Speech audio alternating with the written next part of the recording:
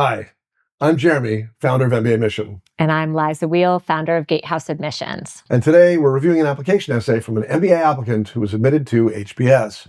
If you want to follow along, use the link below to download a free copy of our book of successful HBS application essays.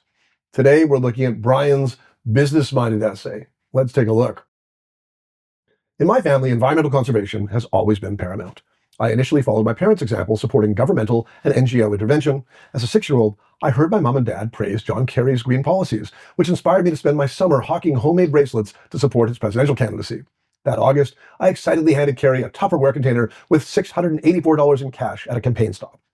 Until recently, I was skeptical that the private sector could advance sustainability as effectively as the public sector. My upbringing and a neoclassical economics education had biased me to view the producer-consumer relationship as transactional. Perhaps counterintuitively, Big Bank persuaded me of mission-driven enterprises' social potential. Working on the Honest Company IPO, I observed firsthand how the company's donations to Baby to Baby enhanced its customer appeal.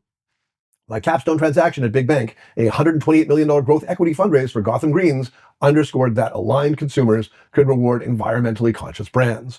Gotham Greens uses urban locations, turning rooftops into hydroponic greenhouses, for example, to produce leafy greens with less irrigation and fewer emissions, a demonstrated selling point to customers. Despite the down market of 2022, we successfully delivered an investment from Privco's Sustainability Fund.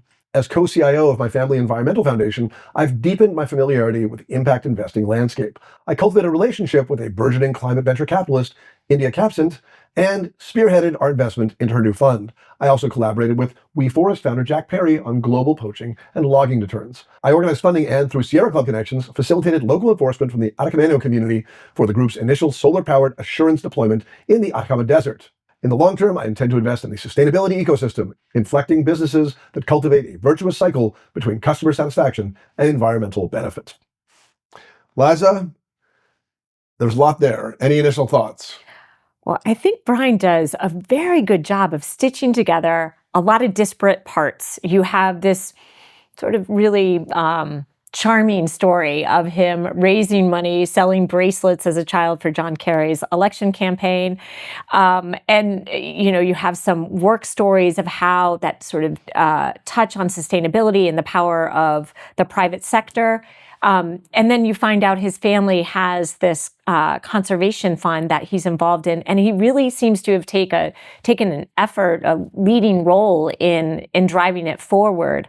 Throughout, he convinces us that he's really cares about impact, and he sees sustainability as the way to drive that impact, but really does a nice job at pulling together lots of different parts of his life. Right. I think one thing that maybe some viewers will ask themselves, like, oh, well, he mentioned that they have a family foundation. Like, is that a mistake? Like, should he not be noting his privilege?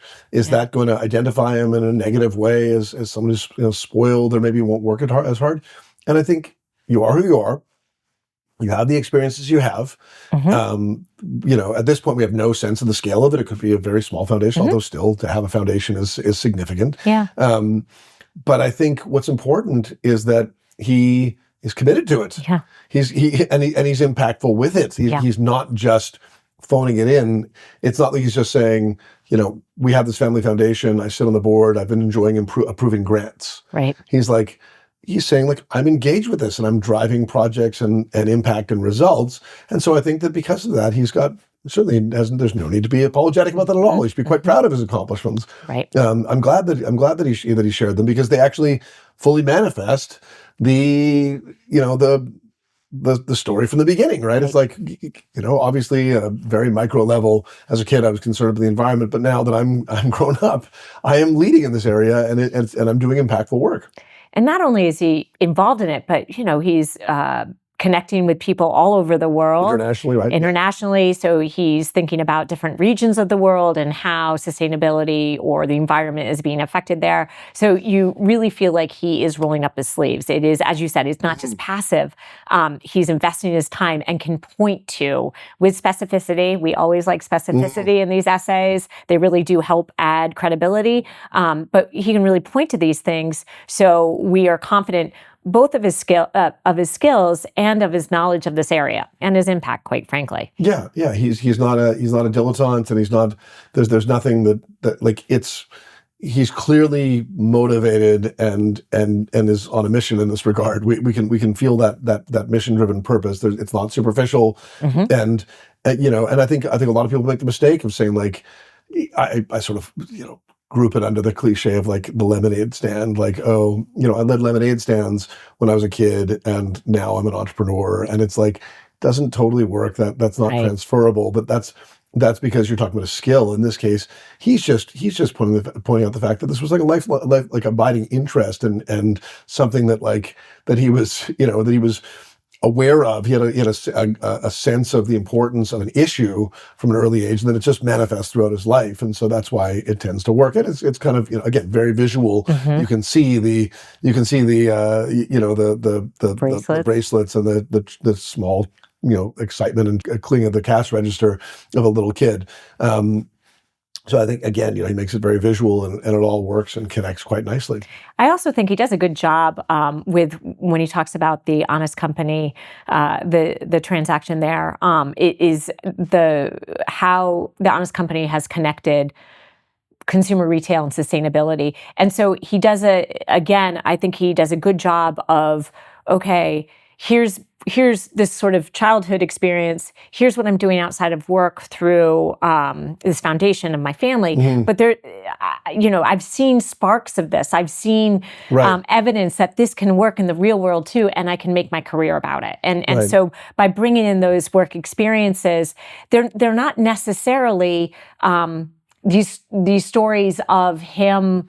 Of clear accomplishments of his, but they're more giving evidence of this is possible. My vision of really driving sustainability, it is possible because I've started to see even through these small examples of where the potential is. And I think what's important about that, I'm glad you brought that up, because I think what's important about that is that he notes in the transition between the John Kerry story and entering the professional world that he had to challenge his own preconceived notions of where we can impact the environment, and challenge himself to move away from a governmental perspective. But it was challenging for him, and so we don't want people in business schools who are the admissions office doesn't want people in business school who are like saying I'm totally dogmatically, I'm stuck in my ways. I don't like to consider other opinions or views. We want to have people in the class who are flexible, who are capable of learning. And he's basically saying like, yeah, I'm capable of even a big paradigm shift and really to reconsider as a mature person that there may be other solutions that are appealing to me in trying to have the impact that I'm looking for. Like I'm looking for the impact. I'm not looking to be right. And so I think that's important. He's saying I'm a flexible human being who can grow. It's not even the growth essay, and he's talking about how he can grow. So all in all, it kind of works as a cohesive unit. I agree. I think it's very cohesive. And the other thing I'll just say on that one point that you just said is I think sometimes there's this apprehension. People feel, especially when they're in private equity, or often what I find is that they're nervous to say that they want to continue in this world of finance. And it's you're either for finance, for profit, or you're doing some nonprofit, something involved in the environment. And as we see here with Brian, he has understood now that there is a path to doing both of those things at once in a way that feels organic and authentic to him. It only works because he has the authority to say it because he's been involved in the issues. And so you have a lot of private equity people who will come out and they'll say, I've been in consumer private equity for the last couple of years, and now I want to work in in social impact in the environment, and it doesn't make sense because you have no background in it. And this individual has the background to make it a credible claim, and so it all works. Exactly. Yeah. Exactly. Awesome. Well, I'm looking forward to learning more about Brian in Essay 2. So stay tuned for our next video in the series, where we'll look at Brian's leadership-focused essay. And be sure to download our book, link below, for more examples of real essays from real HBS admits.